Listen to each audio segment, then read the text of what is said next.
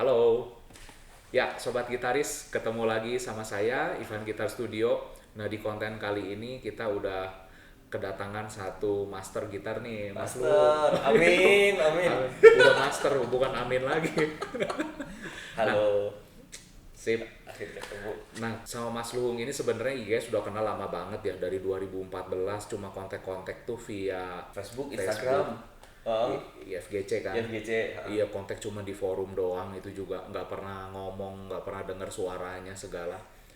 Nah, ini pertama kalinya kita ketemu ya, Betul. Mas Luhung ya. Literally pertama kali langsung dibawain kupat tahu tadi enak Nah, banget. jadi ngomong-ngomong kita nih di Bandung ya, teman-teman semua. Jadi bukan di Jakarta karena Mas Luhung baru ada acara di Kitara kan. Gitaran. Ngasih klinik segala ya, Ya, masterclass ya. masterclass. Uh, Nah, jadi ini di Bandung dan lokasinya nih ada di apartemennya. Saya punya unit apartemen di sini ya, di Dago Suites. Jadi kita terpaksa ngonten di tempat seadanya kayak gini ya karena ya di luar kota ya. Oh, betul betul. Kita ngonten kali ini IGS mau membahas banyak hal ya. Kita mau ngobrol-ngobrol banyak hal. Pertama mengenai gitar. Mas Luhung kan udah pakai produk IGS ya sampai 2 ya. Dua. Terus juga IGS juga kan baru mau launching produk baru kan yang kalian udah lihat juga kan reviewnya kan di Filosofi Gitar dan sebagainya. Nah, hari ini juga saya minjem sama buyernya sengaja buat bawa ke sini dan ngasih lihat ke Mas Luhung. Kita nanti tanya ya gimana pendapat Mas Luhung mengenai produk baru ini. Siap. Oke. Oke. Nah, ya jadi kita mulai aja ya sekarang ya. Kita mulai ngobrol-ngobrolnya. Nah, Mas Luhung kan pertama kali kenal IGS nih bukan endorse kan. Kita ngomong dulu apa adanya nih ya. Bukan endorse kan, dari murid kan sebenarnya kan beli Dari kan. murid, kenal produknya dari murid. Kalau yang kenal orang ya kan dari Andit, waktu itu Andita Pradharma ngobrol-ngobrol, ini ada teman Ivan gini-gini kan. Oh, itu dari situ ya. Jadi sebenarnya dari Adit ya. Dia cerita dulu tapi aku belum tahu waktu itu. Oh, oke. Andita Pradharma itu adalah murid dari Rahmat Raharjo. Itu adalah salah satu maestro gitar klasik ya di Indonesia yang ketika zaman festival tahun 90-an dulu dia mendominasi festival gitar Indonesia dengan 3 kali jadi juara 1 dan 4 kali jadi juara 2. Jadi dia mengerikan ya, dia wonder boy-nya festival gitar klasik. Jadi taunya dari Andita justru ya. Ada temanku ngajar gini kan, dulu kan masih ngajar door to door juga kan. Iya. Itu dia cerita-cerita. Oh, dari situ. Waktu itu juga saya belum produksi gitar dong. Iya. 2014 itu mah ya. Jadi dari murid kan awalnya beli kan? Itu Itu ya Berry. Danar, iya Berry. Berry ya. Berry terus Danar ya. Berry terus Danar. Nah, dari baru dari situ Mas Luhung juga ternyata ikutan pesen juga ya. Nilon yang pertama. Nilon ya.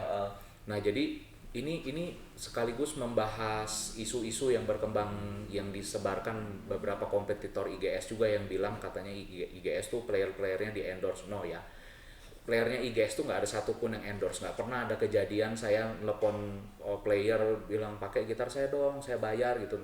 Nggak ada ya. Nggak ada ya. Kalau endorsement itu kan berbayar, bisa tahunan atau bulanan, ada kontrak konten harus gini. Nah, aku sendiri nggak mau juga, kan capek ya. Iya.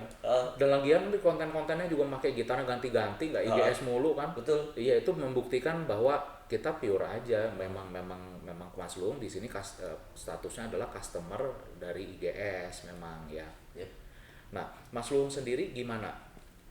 Setelah lihat murid-muridnya pakai kan, nyobain tentunya karena punya murid terus kemudian order, Mas Luhung ada impresi apa mengenai kualitas produknya? Mantap ya. Mantap. Yang pertama kali saya coba kan punyanya Fasya. Oh ya, Fasya juga itu order juga. Kebetulan yang punya muridku kan nggak bisa aku coba. Yang satunya di Abu Dhabi, yang satunya di Jawa Tengah. Itu ketemu virtual aja kan. Wah, tapi enak gitu. Dan dari mic-nya mereka kayaknya enak. Terus coba punya Fasya juga kan waktu itu. Steel string ya waktu itu ya. Padahal itu produksi awal-awal ya. Awal-awal iya, karena kan IGS baru mulai produksi kan 2020 sebenarnya ya. Fasya waktu itu order 2021. 2021. Jadi masih baru 1 tahun sebetulnya. Itu aja udah kayak gitu. Nah terus baru order yang nilon ya. Order yang nilon. Sejauh ini happy ya dengan kualitas produknya ya. Happy. Apalagi yang baru nih, Wah. Yang steel string ya. Yang steel Jadi string. Mas Luhung order 2 ya. Dua. Saya belum posting nih foto-fotonya nih. Jadi yang pertama yang nilon, yang kedua yang steel string. Yap. Nah, mungkin kita langsung aja lihat permainan Mas Luhung di gitar steel stringnya yang baru ya guys ya. Oke. Nah, ini gitarnya. Nah, nah ini gitarnya speknya sebenarnya standar ya. Ini IGS seri premium yang basic price-nya 7,5 juta. Ini topnya spruce, backside-nya Indonesian rosewood, tapi dipilihin yang bagus banget ya. Ini uratnya lurus, padat. Terus kemudian neck-nya mahoni, fingerboard-nya ebony.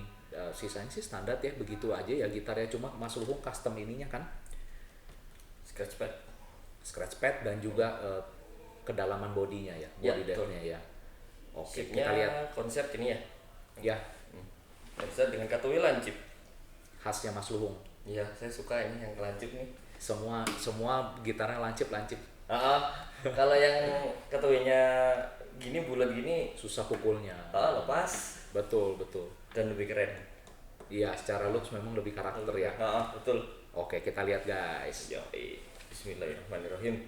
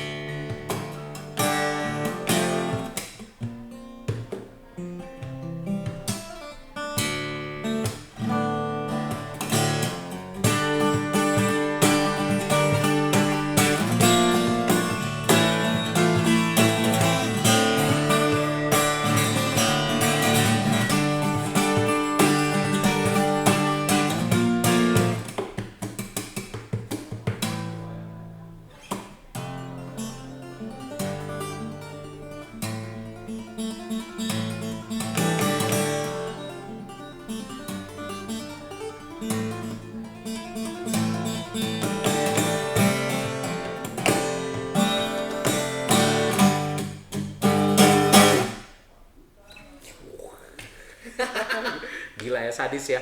Mana ya? Gila banget. Ini gitar nggak apa-apa ya? Nggak apa-apa. Lanjut ya. Gitar sekarang saya mau kasih coba gitar IGS yang seri terbaru. Wasih. Nah, ini yang seri high end guys. Ini pasti udah pada lihat dong ya reviewnya ya. Di channel Filosofi Gitar saya pernah bawa, terus kemudian juga saya udah posting ya foto-fotonya di Instagram, di Facebook, ada video slide shootingnya juga nih dari deket detail-detailnya. Nah ini sekarang saya bawa nih, mau kasih coba Mas Luhung, kita tes dulu Mas, kita Asik, bandingin chord kita E ya, bandingin. E open ya, coba Oke. itu dulu. Gimana, sekali lagi. Wih. Gimana? Jauh sih. Jadi yang ini kayak ya udah enak ya, rapi gitu. Segini kayak ini kayak udah di mastering ya. Kayak wah langsung Luas ya, Oh. luas. Nah ini perlu dijelasin lagi nggak nih speknya, nggak usah kali ya, bosen. Tapi sedikit aja ya, nggak usah terlalu detail ya. Jadi ini full 100% kayu impor ya, nggak ada satu komponen pun kayu lokal. Backside dari Cocobolo Rosewood, Cukup boleh. ya dari Meksiko, rosewood dari Meksiko, salah satu rosewood paling keras di planet bumi. Topnya dari Italian spruce, tapi grade-nya A4, Kalau yang ini kira berapa? A3. A3. Oh. A3, iya. Sih. Jadi sebetulnya yang ini dengan budget cuma segitu udah dapat top A3, udah dapat kualitas segini juga udah Udah oke oke banget banget. sebenarnya ya. Cuma ini lebih di-push lagi, lebih tinggi lagi jauh. Dan fingerboardnya ini dari ebony dari Kamerun. Oh, baru tahu nih aku. Bisa dilihat ya, nggak ada pori-porinya. Rapat banget ya, Ya, hitam. hitam kayak tinta dan nggak ada pori-pori sama sekali. Kalau yang ebony lokal kan masih ada ya. Iya. Coba Ini kita kan lihat ya. ada kayak Nah, ada bolong-bolong ada kan. bolong-bolong. Nah, Ini itu rapat dia. banget. Nah, ini rapat banget. Jadi memang beda, kualitasnya beda banget. Nah, sekarang tanpa berpanjang lebar lagi, kita langsung suruh Mas Luhung untuk Asik. main. Kita lihat perbandingannya. Wih, grogi nih. Ini nggak apa-apa dipukul nih. Jangan dipukul, punya orang soalnya. Oke. Punya customer. Wih.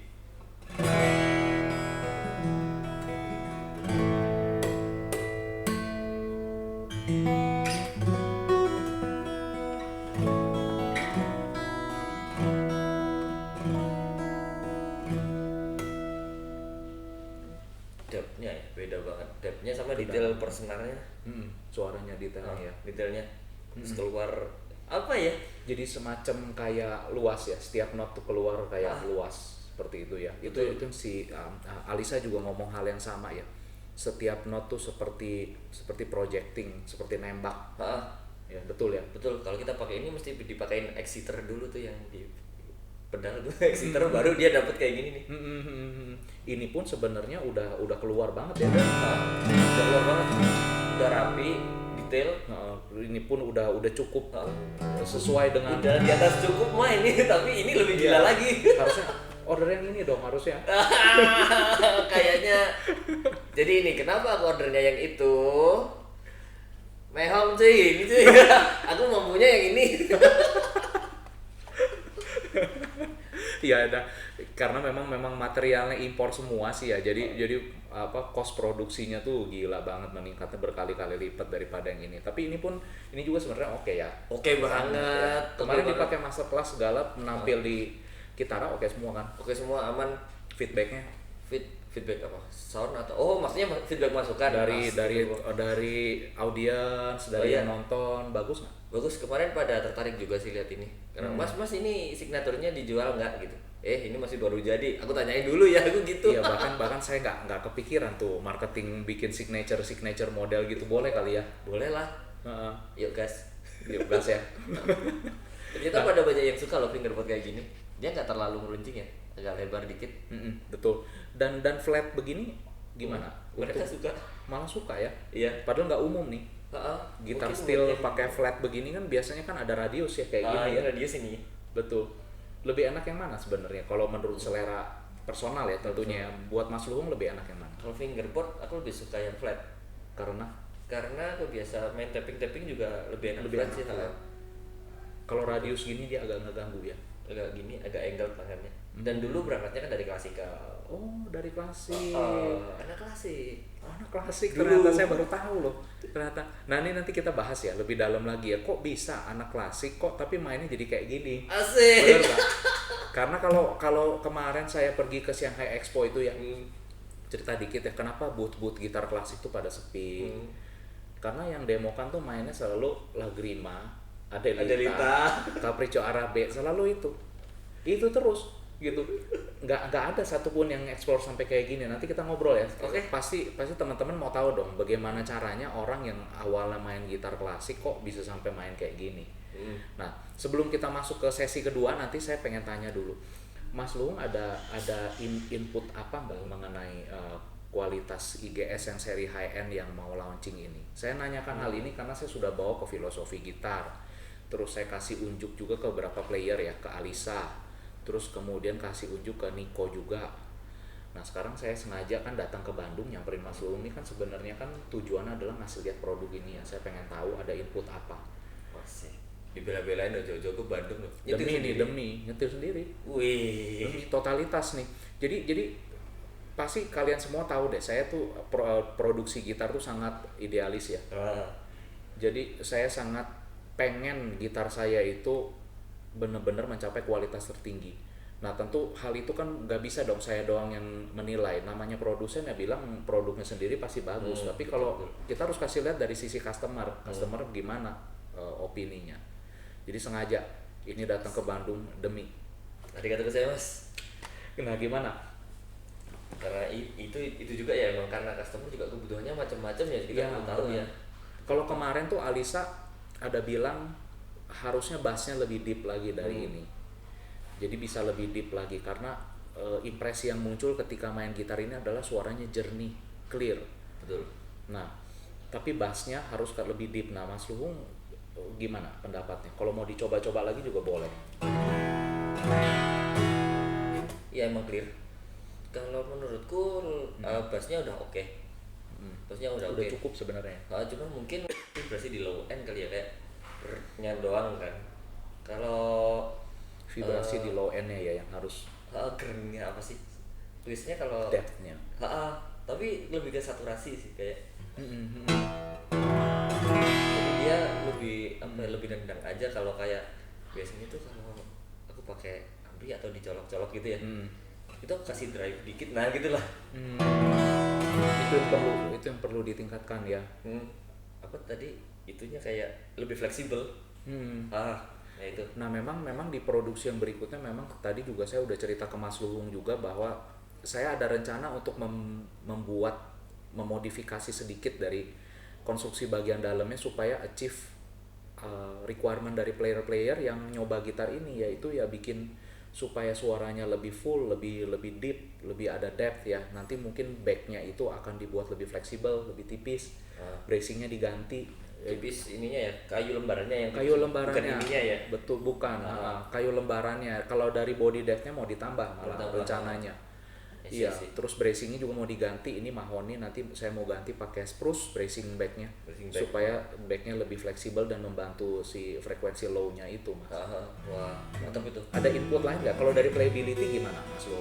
Kalau dari playability sebagai pemain standar gitu ya, nyaman banget. Ini Nyaman banget. action bisa pendek, nggak basing, presisi. Paling ini basing kalau drop C ya. Drop C ya, betul. Di senar ukuran ini. Bener 12 ini. Senarnya pakai 012 Dadario ya. Jadi ini inputnya sama apa? Bukan input ya, impresinya sama dengan yang pada saat saya ke filosofi gitar ya. Jadi actionnya bisa rendah seperti ini, tapi bebas basing ya. Nah ini karena kalau kalian udah lihat kontennya, kalian pasti tahu ya bahwa ini dikerjakan fingerboardnya itu pakai plex system. Jadi dia bisa sangat presisi, actionnya bisa rendah sekali, tapi bebas basing. Dan terasa ya enak lah dari sisi itu ya. Nggak perlu effort banyak untuk neken ya bar dan sebagainya ya. Kalau aku pakai flat fingerboard kan buat main yang gitu-gitu yang apa ya, sirkus lah ya. Kalau aku main normal pakai ini enak, udah enak.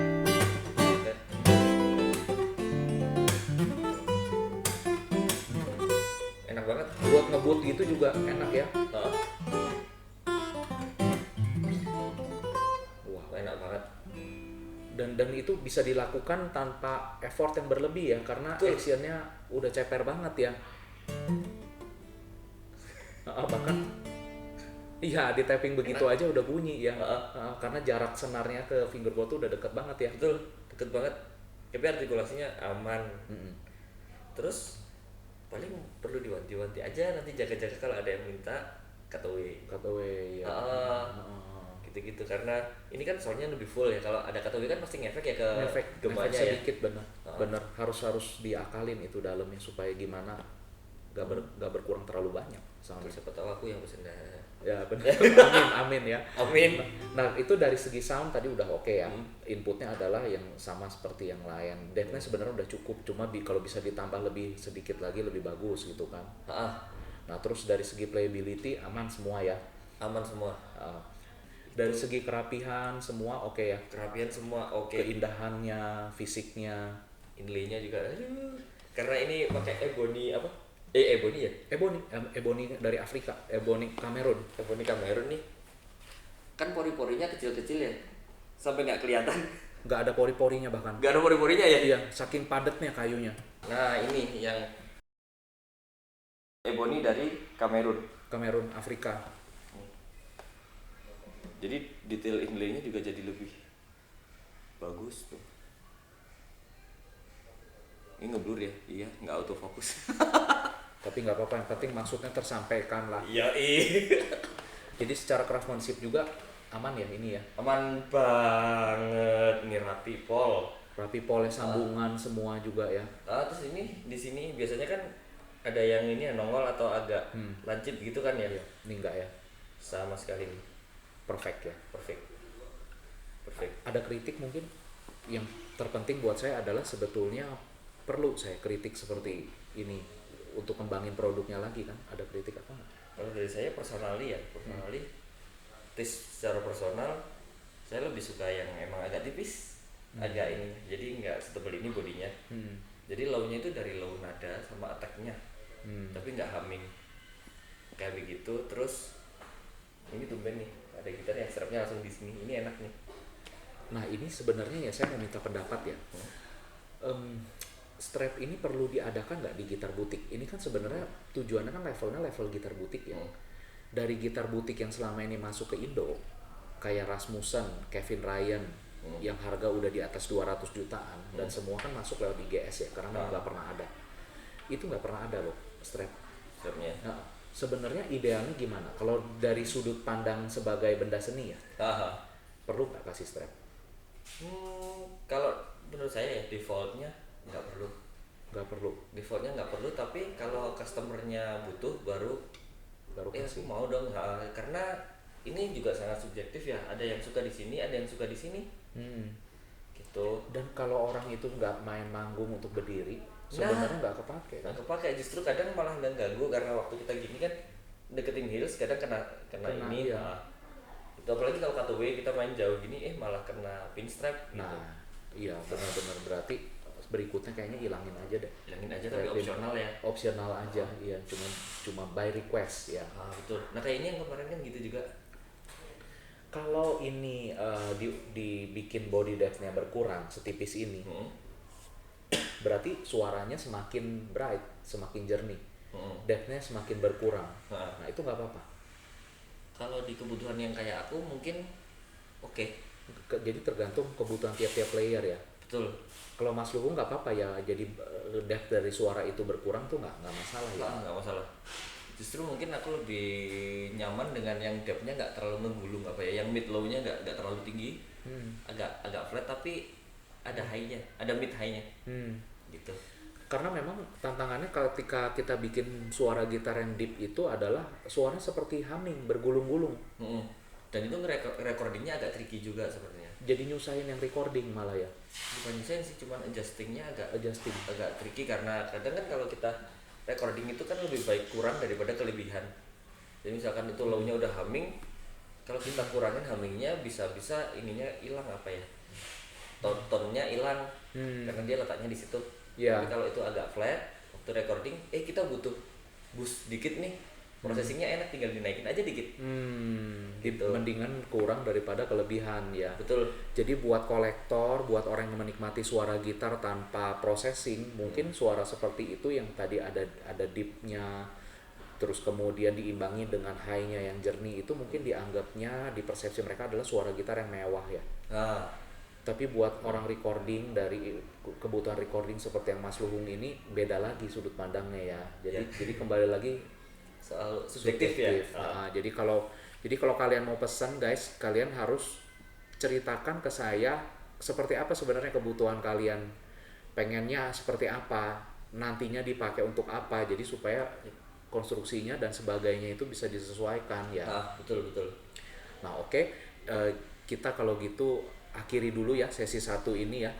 Jadi udah dapat input mengenai produknya, terus impresi Mas Luhung juga saya juga udah nangkep banget ya. Nah berikutnya kita akan tanya-tanya sama Mas Luhung gimana caranya anak gitar klasik, anak les gitar klasik kok bisa jadi begini mainnya, karena saya juga sama nih anak gitar klasik juga, dan kebanyakan kalau kita bisa bilang hampir semua ya anak gitar klasik itu kalau les ya itu langsung akan dikunci kreativitasnya itu terkungkung ya, dikerucutkan ya, karena kita langsung diarahkan untuk main buku, ikut ujian, sama ikut konser tahunan, dimana waktu latihan kita tuh semua tersedot buat 3 ini kan.